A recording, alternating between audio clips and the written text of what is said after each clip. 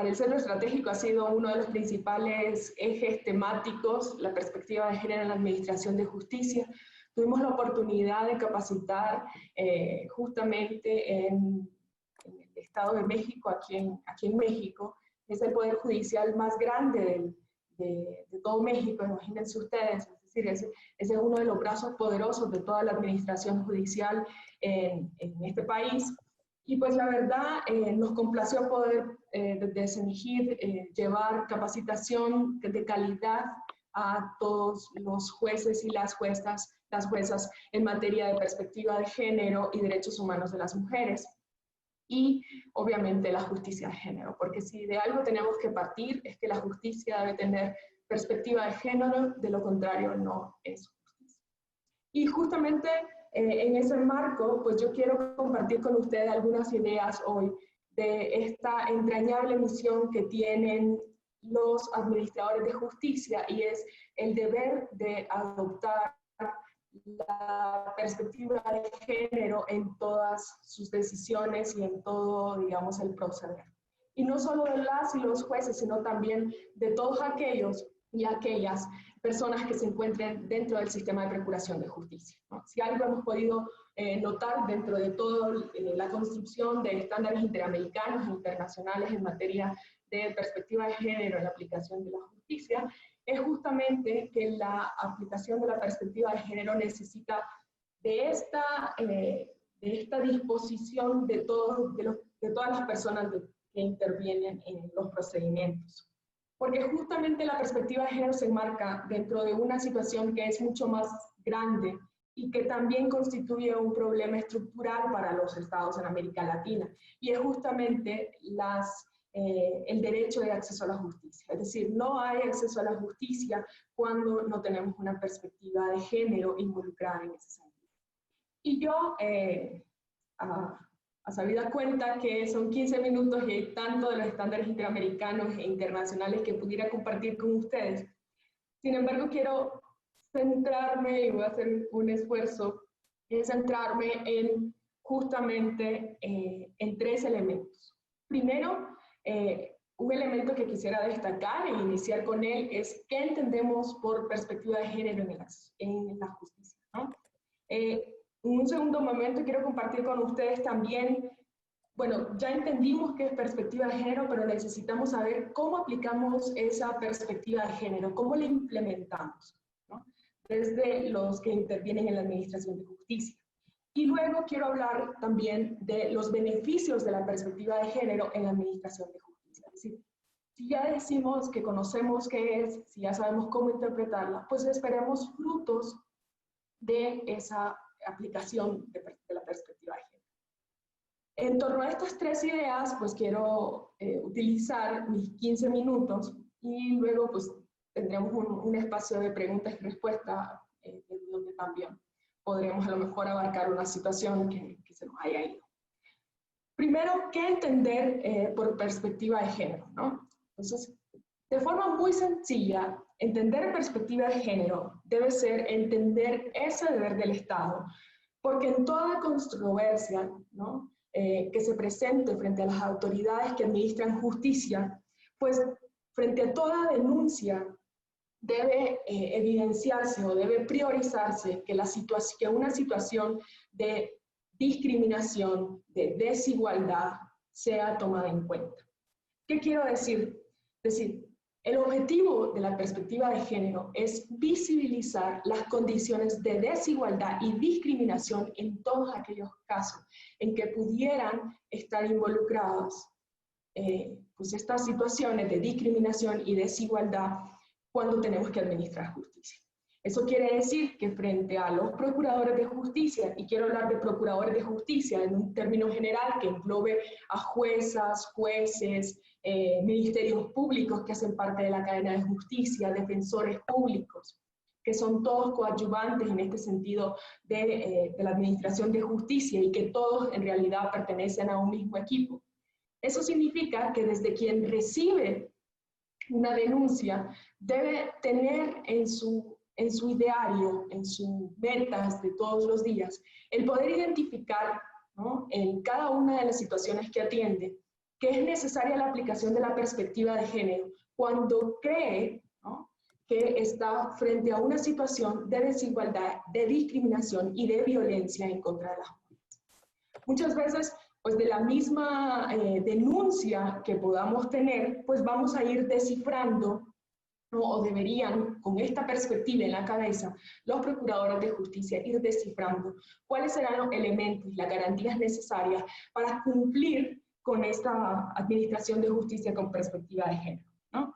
Y esta obligación de las y los jueces y de los procuradores de justicia en general de poder visualizar los casos que corresponden a las mujeres y que están ligados a procesos de desigualdad y discriminación, pues atienden justamente a la posibilidad de que se reconozca desde el primer momento para evitar cuestiones como revictimización de las víctimas, ¿no?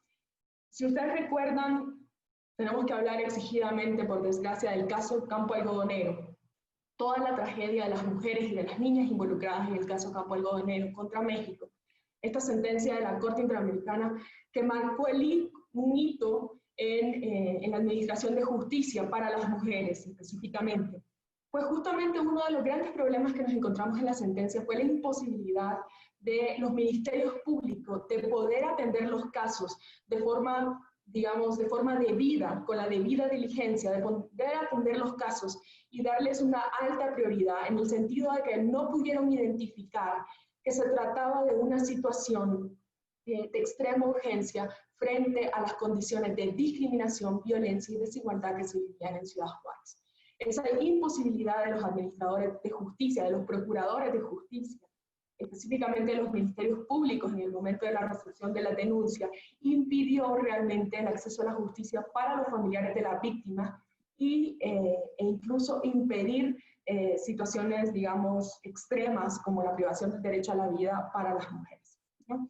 Entonces, debemos entender que la perspectiva de género en la administración de justicia no se trata de una concesión gratuita para las mujeres o una, también como lo he escuchado en muchísimos cursos, una garantía especial para las mujeres que puede involucrar la ruptura o el quebrantamiento del principio de presunción de inocencia para los hombres. No se trata de eso. En la perspectiva de género en la administración de justicia, el único objetivo que tiene es justamente cumplir con el objetivo de garantizar igualdad sustantiva en las relaciones establecidas en la sociedad, sean entre hombres o mujeres o entre los distintos sujetos que vivimos en esta sociedad y que procuramos, por supuesto, el respeto de nuestros derechos humanos. Piensen también en el caso López Soto, piensen también en el caso Rosendo Cantú, Fernández Ortega contra México, María da Pena contra Brasil. Todos estos fueron casos en donde la perspectiva de género en la administración de justicia estuvo ausente, y eso obviamente trajo consecuencias drásticas, no solo para la vida de las mujeres que incluso perdieron la vida, ¿no?, las víctimas que perdieron la vida o las que acarrearon con consecuencias de la violencia intrafamiliar, sino también con los familiares. Recuerden, por ejemplo, que en casos, por ejemplo, en Campo Algodonero, ¿no?, Campo Algodonero, las víctimas también son reconocidas como, digamos, las víctimas ante el sistema interamericano en el caso. También la Corte las reconoció como víctimas directas de los hechos en el sentido de que hubo estas violaciones a su acceso a la justicia, es decir, que se les procurara justicia en los casos de las desapariciones y muertes de sus hijas, hermanas, madres, compañeras, amigas, ¿no?, llevó a que pues, la administración de justicia estuviera involucrada en todos estos casos, en situaciones de violaciones a la Convención Americana, y no solo la Convención Americana, por supuesto, sino a la Convención de Belén do Pará, que en el marco interamericano es nuestro principal, digamos, marco jurídico de referencia para establecer las obligaciones reforzadas en materia de derechos humanos de las mujeres, ¿no? Recuerden que cuando hablamos de obligaciones reforzadas, hablamos de que los estados tienen las obligaciones establecidas en la Convención Americana, en virtud del artículo 1.1 de la Convención, pero también tienen las obligaciones reforzadas establecidas en la Convención Belén do Pará, que es un instrumento específico que establece obligaciones específicas y deberes específicos para los estados en materia de derechos humanos de las mujeres. Entonces, un primer elemento es entender así, de esa forma, la perspectiva de género, como el deber de todos los estados que en los procesos en donde estén involucrados temas de desigualdad y de discriminación en contra de las mujeres pueda aplicarse esta perspectiva para garantizar una igualdad sustantiva. Al final, lo que busca la justicia es establecer un marco de condiciones de igualdad para todos y para todas.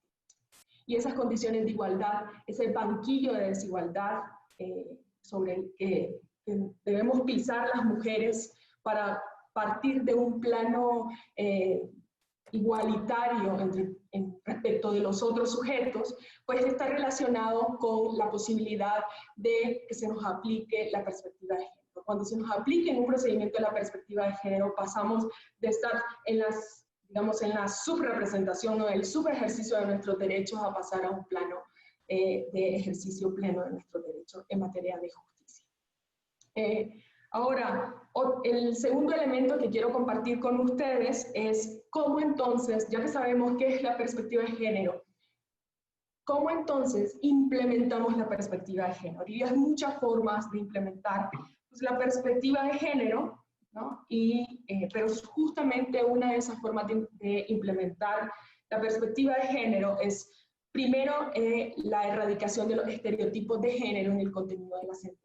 Liliana, cuando hacía la introducción a este webinar, justamente nos planteaba, ¿no?, cómo los estereotipos son una de las bases esenciales para mantener a las mujeres en la discriminación, en la subrepresentación y atadas bajo criterios y roles específicos establecidos por la sociedad para que las mujeres cumplan dentro de la sociedad misma que ha establecido esos roles. Obviamente los estereotipos de género en consecuencia han estado en muchas de las sentencias que la Corte Interamericana ha destacado. Ha establecido que los roles de género principalmente son ofensivos porque mantienen, ¿no?, un status quo de discriminación y encasillan a las mujeres en roles específicos. Piensen ustedes en el caso Atala Rifo.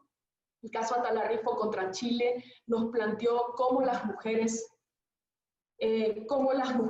estaban pues involucradas, cómo esta mujer, precisamente Atala, tenía una situación en la que había sido, digamos, se le había abierto un proceso, para decirlo así, un proceso disciplinario dentro del Poder Judicial. Recuerden que Atala Rifo era una jueza, porque había cumplido, o mejor dicho, o había caído en la norma dentro del reglamento disciplinario del Poder Judicial chileno, había roto, ¿no?, el honor y el prestigio del Poder Judicial por el hecho de que públicamente se conoció su orientación sexual, en este caso de custodia de sus hijas.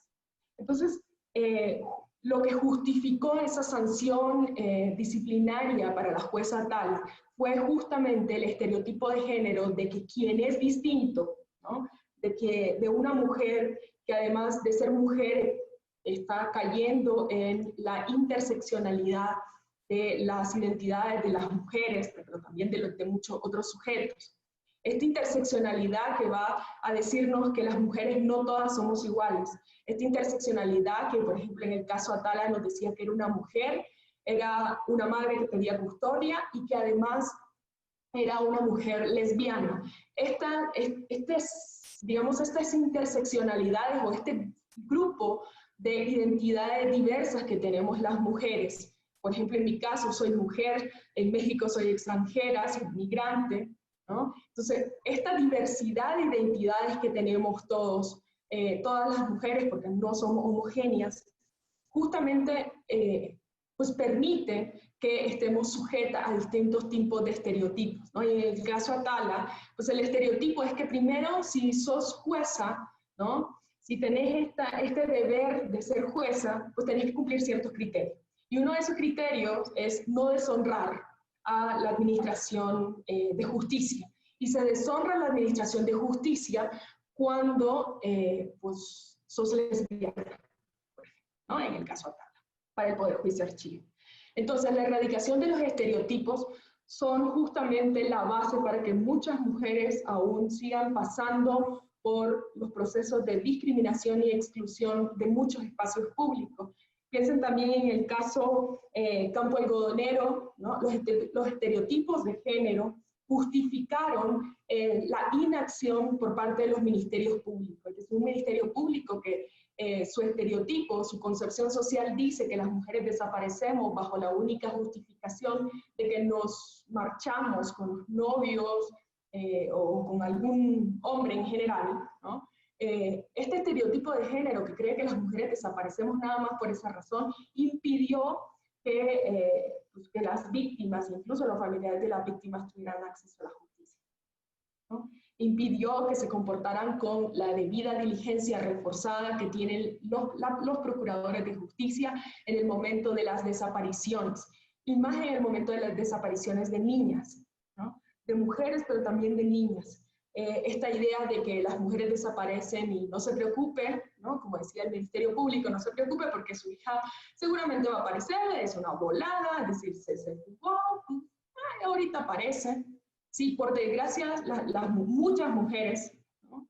Y otras tantas también, muchas, una aparecieron muertas y otras nunca han aparecido, ¿no? Las mujeres desaparecidas de Juárez ha sido uno de los procesos más icónicos de cómo la inacción por parte de los procuradores de justicia propició justamente, ¿no? Que pues la falta de justicia y fue caldo de cultivo para que se siguieran reproduciendo estos hechos. Otra de las situaciones, por ejemplo, que vemos que aparecen los estereotipos de género, es el caso Atenco contra México. Es un caso más o menos reciente, de algunos años. El caso Atenco contra México resulta importante porque la Corte sigue consolidando su criterio jurisprudencial de la tortura sexual como una situación particular para las mujeres, ¿no? De considerar la violencia sexual que sufren las mujeres como tortura. Aquel criterio jurisprudencial que la Corte ya venía tomando en cuenta a partir de los casos López Soto en adelante. Y el caso Atenco contra México va a ser también uno de los casos importantes en este sentido, ¿no? El caso Atenco contra México se trata de una protesta social en donde obviamente participaban mujeres, 11 mujeres víctimas en este caso, no es que no haya habido más, 11 en el caso Atenco, pues declararon haber sufrido violencia sexual, tocamientos y diversos tipos de agresiones físicas por parte de policías en situaciones de represión por parte de la policía de una protesta social. Esta protesta social, obviamente, las mujeres narran que durante la protesta y cuando habían sido detenidas por parte de las autoridades, pues las pateaban, les pellizcaban los senos, las agredían sexualmente, cometían violación en contra de ellas, y que los elementos, digamos, que fundaron esta actitud por parte de las autoridades, uno de ellos era que esa situación no les ocurriría, es decir, la violencia sexual que estaban ejerciendo en contra de ellas, las agresiones verbales, físicas, psicológicas, la tortura sexual específicamente, no hubiera ocurrido en el caso que estuvieran en sus casas atendiendo a sus esposos, atendiendo a sus hijos y no participando de una protesta social en el espacio público, ¿no? Obviamente hay estereotipos de género sobre los roles de las mujeres en la sociedad, es decir, las mujeres deben estar en su casa, las mujeres no tienen representación de lo público. Mary Beard, por ejemplo, una feminista y escritora, filósofa inglesa, cuando habla de mujeres y poder en uno de sus libros, dice que las mujeres hemos quedado siempre silenciadas a través de la historia occidental, desde la antigua Grecia, de la Roma. Hemos quedado silenciadas del espacio público y nuestro espacio siempre ha sido el ámbito privado. Entonces, justamente ese estereotipo que desde allá, desde el nacimiento mismo de la cultura occidental, está bien marcado, está bien definido, sigue todavía en nuestras sociedades, sigue imperante, sigue delineando las acciones o los espacios en donde las mujeres podemos participar y aquellos espacios en donde las mujeres no podemos participar, ¿no? Justamente el caso Atenco eso nos muestra. Para finalizar, también quiero compartir con ustedes cuáles son los beneficios de la aplicación de la perspectiva de género en digamos, en la procuración de justicia, ¿no? ¿Cuáles son esos beneficios? Si decimos que el primer beneficio es garantizar la igualdad sustantiva, sin duda, pero también va a haber otra situación que nos va a permitir destacarla como beneficio de la aplicación de la perspectiva de género en el ámbito judicial. Y va a ser el erradicar los altos índices de impunidad en los casos de violencia en contra de las mujeres. ¿Bien? O sea, va a ser muy importante la aplicación de la perspectiva de género, va a ir garantizando que se erradique por completo esta impunidad que es alta, ¿no? Ustedes lo saben, que es alta en los casos de violencia en contra de las mujeres. ¿Por qué? Porque la reproducción de este principio y la aplicación en las sentencias de casos de mujeres de esta perspectiva de género va a ser un efecto, va a servir para que sea un efecto disuasivo en la reproducción de siguientes casos. Cuando la Corte Interamericana habla de la violencia de género, trae a colación el caso del racismo en Estados Unidos, por ejemplo, ¿no? El racismo en Estados Unidos, que justamente es un fantasma que todavía rodea y hoy más que nunca tenemos el caso ahí vivo. Pues lo que sucedió con el racismo fue que hubo muy buena parte de sentencias que comenzaron a empujar sanciones en contra del racismo. Y justamente por eso, en algunos casos, no en todo, y además, por lo menos jurídicamente, ¿no? Se ha limitado, ¿no? Digamos, los ejercicios racistas en Estados Unidos, ¿no? Es decir, seguramente, obviamente está vivo, hoy sabemos que está más latente que nunca, sin embargo, no con las mismas consecuencias o con las mismas posibilidades que se manifiestan hoy. ¿Me explico? Es decir, si no fueran las leyes contra el racismo en Estados Unidos tan fuertes como lo son hoy, tendríamos el doble de consecuencias que hoy estamos viendo en nuestras televisiones, en nuestra actualidad.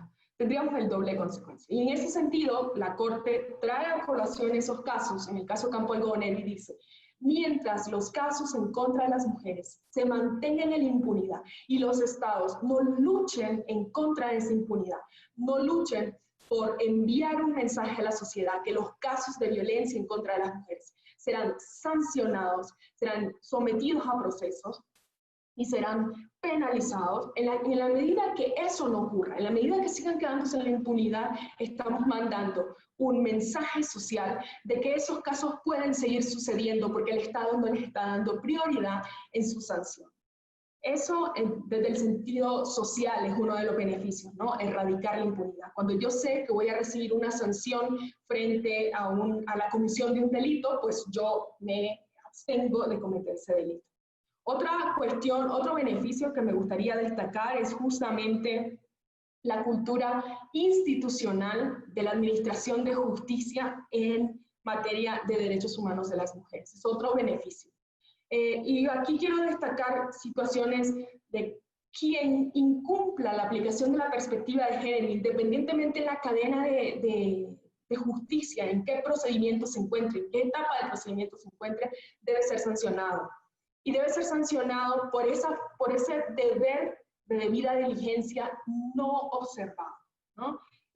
Recuerden que muchas veces esa falsa neutralidad o ese discurso de neutralidad de la justicia, de una justicia ciega, ha permitido justamente que las instituciones revictimicen a las mujeres, que no se aplique la perspectiva de género y en consecuencia que las mujeres sigan quedándose en condiciones de exclusión y de violaciones a su proyecto de vida. Y justamente quiero finalizar con la idea del proyecto de vida. Y es que cuando las mujeres somos víctimas de la desigualdad, cuando las mujeres somos víctimas de la discriminación, cuando las mujeres somos víctimas de la violencia, también estamos siendo víctimas y está siendo afectado nuestro proyecto de vida, ¿no? En virtud de ese proyecto de vida yo ejerzo mi derecho, en virtud de ese proyecto de vida yo participo del espacio público, en virtud de ese proyecto de vida yo trazo mi desarrollo profesional, por ejemplo, ¿no? Entonces, una de las situaciones que va a potenciar la posibilidad de la aplicación de la perspectiva de género en la administración de justicia va a ser que las mujeres en igualdad de condiciones podamos desarrollar ese proyecto de vida individual. Y quiero finalizar pues, con la frase que inicié al principio. diciéndoles que una justicia sin perspectiva de género nunca, nunca va a ser una justicia para las mujeres. Muchísimas gracias. Ahora, esta pregunta sería para Tamara. ¿Qué relación tiene la perspectiva de género con los grupos más vulnerables, mujeres, niños, adolescentes y adultos mayores? Pues mira, yo creo que dentro de justamente cuando les compartía la idea sobre la multiplicidad de las identidades de las mujeres, es importante que también atendamos pues a esta visión de identificar, digamos, a las mujeres desde la perspectiva de género para abordar su caso en situaciones específicas, pero que también reconozcamos que las mujeres pertenecen a esos grupos en condición de vulnerabilidad, ¿no? En consecuencia, pues también tendríamos que tratar, pues si se tratara en un caso concreto, pensemos en una mujer, una mujer indígena, digamos, con algún tipo de discapacidad, adulta mayor. Entonces también son factores o son parámetros que hay que tomar en cuenta para atender los casos concretos de las mujeres. Es decir, no es aplicar una perspectiva de género que tomemos general, sí, porque se trata de mujer y punto, sino que también hay que considerar a qué grupo vulnerable o a qué situación particular está pasando esa mujer, ¿no? Por eso ya les decía, si es una mujer indígena, como garantía del acceso a la justicia, a lo mejor podría necesitar un intérprete. Si es una mujer, un intérprete obviamente que conozca de las garantías que deben. Una mujer con algún tipo de discapacidad pues también necesitará elementos suficientes para que pueda comprender, participar plenamente en el proceso que está llevando. Entonces, la relación de la perspectiva de género con los grupos vulnerables atiende justamente a que conozcamos o a reconocer precisamente que no somos todas las mujeres iguales, ¿no? Y que debemos garantizar justamente que las mujeres seamos visualizadas por la Procuración de Justicia desde nuestras identidades y desde el reconocimiento de esas identidades múltiples que muchas veces tenemos las mujeres. Entonces, por allí me parecería, y pues nada más concluirles y decirles que pues me parece muy importante que sigamos tratando estos temas. Son muchos todavía los retos en torno a la perspectiva de género en la administración. Particularmente me gustó mucho el tema de Eduardo. O sea, me parece que siempre el patrimonio y la propiedad han estado históricamente conflictuados con nosotras las mujeres, ¿no? Pensemos en los antiguos códigos civiles, en los procesos de sucesión, de divorcio,